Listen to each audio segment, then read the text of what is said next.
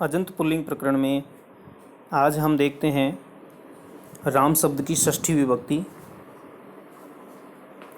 राम शब्द की षष्ठी विभक्ति का एक वचन रामस्य, और रामस्य के लिए जो आवश्यक सूत्र है टांग सी गसामिनात्स्यः वह तृतीय विभक्ति के वर्णन में आ चुका है। तो इसका सीधा रूप सिद्धि दी हुई है रामस्य। ओसीचे सूत्र के बिल्कुल ऊपर, सूत्र क्रम संख्या 147 से बिल्कुल ऊपर दिया हुआ है रामस्य। और इसको हम समझ लें कि राम शब्द को अर्थवद धातु रै प्रत्यय है प्रातिपदिकम, इस सूत्र से प्रातिपदिक संज्ञा हुई। स्वौध समौठ छष्टाभ्याम भिस, इस सूत्र से षष्ठी विभक्ति के एक वचन में गस प्रत्यय हुआ और राम प्लस गस यह स्थिति बनी। अब इस स्थिति में टागसी गसामिनात्स्यः, इस सूत्र से गस के स्थान पर स्य आदेश हुआ और रामस्य यह रूप सिद्धि बनी। बिल्कुल सरल सिद्धि है। इसके बाद सूत्र क्रम संख्या है 147, षष्ठी और सप्तमी विभक्ति का द्विवचन रूप सिद्ध करने के लिए ओसीचय। अब ओसीचय सूत्र को समझने के लिए जो सूत्र क्रम संख्या 145 है बहुवचने झल्लेत, उसको समझना आवश्यक है।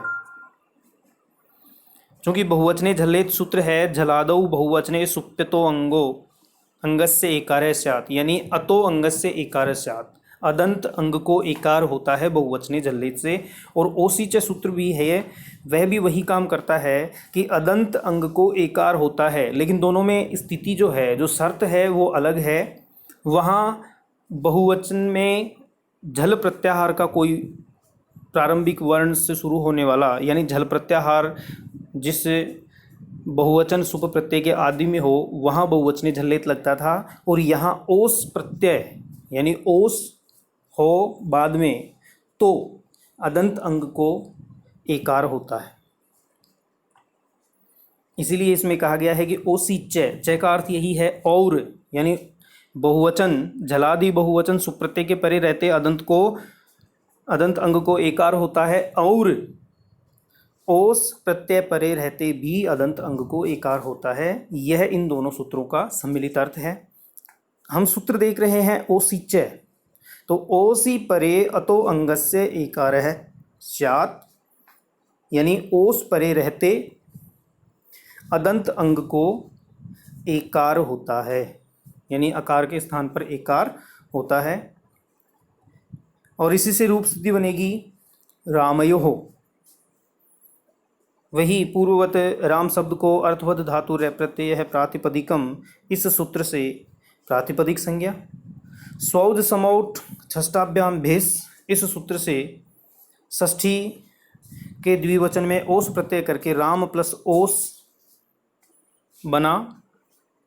अब राम प्लस ओस इस स्थिति में ओसीचय सूत्र से अदंत अंग अर्थात राम शब्द के मै में स्थित अकार के स्थान पर एकार हुआ और रामे प्लस ओस यह स्थिति बनी। अब रामे प्लस ओस इस स्थिति में एचो यवायावह सूत्र से राम के मै में स्थित एक के स्थान पर अय आदेश होकर राम अय ओस या फिर रामय ओस यह स्थिति बनी। और इनको सम्मिलित करने पर रामयोस यह स्थिति बनी। इस स्थिति में स सजुसो रूहु, इस सूत्र से स को रू हुआ, अनुबंध लोप हुआ अर्थात उपदेशक अजनुनासिक इत, इस सूत्र से रू के ऊ की इत संज्ञा हुई और तस्य लोप से उसका लोप हुआ और बचा रै, तो रामयो रै यह स्थिति बनी।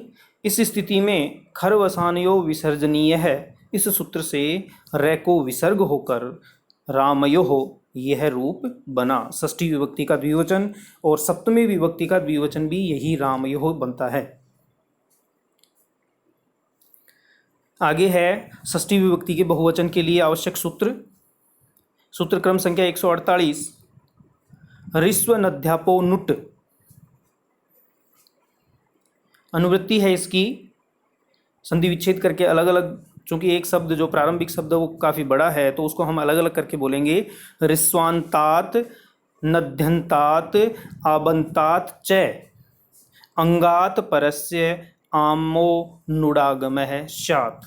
अर्थात ऋस्वान्तात नद्यन्तात आबन्तात च अंगात परस्य आमः नुट आगमः स्यात्।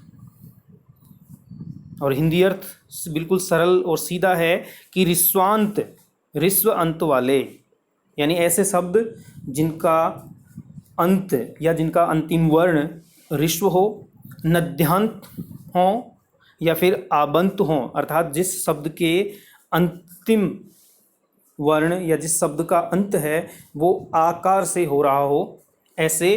तो ऋस्वांत नद्यंत और आबंत अंग से परे के परे रहते आम को नुट का आगम होता है। यानी ऋस्वांत नद्यंत और आबंत अंग के परे रहते आम को नुट का आगम होता है। यानी उस ऋस्वांत या नद्यंत या आबंत शब्द और आम के मध्य में, इन दोनों के बीच, यानी जो मूल शब्द है उसके और आम के बीच नुट का आगम होता है। और इसको हम उदाहरण से यूँ समझ सकते हैं कि षष्ठी का जो बहुवचन है उसमें राम प्लस आम, यह स्थिति बनेगी सौज समोट षष्ठाभ्याम विस सूत्र के द्वारा। तो राम प्लस आम, तो जो राम है वो ऋस्वांत है और उसके बाद आम है, तो इन दोनों के बीच नुट का आगम होगा। अग्रिम सूत्र है नामी और इसकी अनुवृत्ति है नामी परे अजंतांगस्य दीर्घ स्यात्। यानी नामी परे रहते, यानी नाम के परे रहते। यहाँ नामी सप्तमी विभक्ति का एक वचन है, तो नाम के परे रहते अजंत अंगस्य, अजंत अंग को दीर्घ होता है। यानी नाम परे होगा तो अजंत अंग को दीर्घ होता है। यह इस सूत्र के द्वारा कहा गया है। और इन दोनों सूत्रों को पढ़ने के बाद राम शब्द का षष्ठी विभक्ति का बहुवचन रामाणाम, वही राम शब्द को अर्थवद धातु रह प्रत्यय है प्रातिपदिकम, इस सूत्र से प्रातिपदिक संज्ञा हुई। स्वौज समौठ षष्ठाभ्याम भिस, इस सूत्र से षष्ठी विभक्ति के बहुवचन में आम प्रत्यय करके राम प्लस आम, यह स्थिति बनी। और राम प्लस आम इस स्थिति में ऋस्व नद्यापो नुट, इस सूत्र की पूरी स्थिति या इसका जो शर्त या इसका जो नियम है वो पूरा यहाँ लागू हो रहा है, क्योंकि राम शब्द ऋस्वांत है और उसके बाद आम है। और यही सूत्र कहता है कि ऋस्वांत नद्यंत आबंत अंग के परे रहते आम को नुट होता है। तो ऋस्व नद्यापो नुट, इस सूत्र से आम को नुट का आगम हुआ और नुट का अनुबंध लोप होने पर,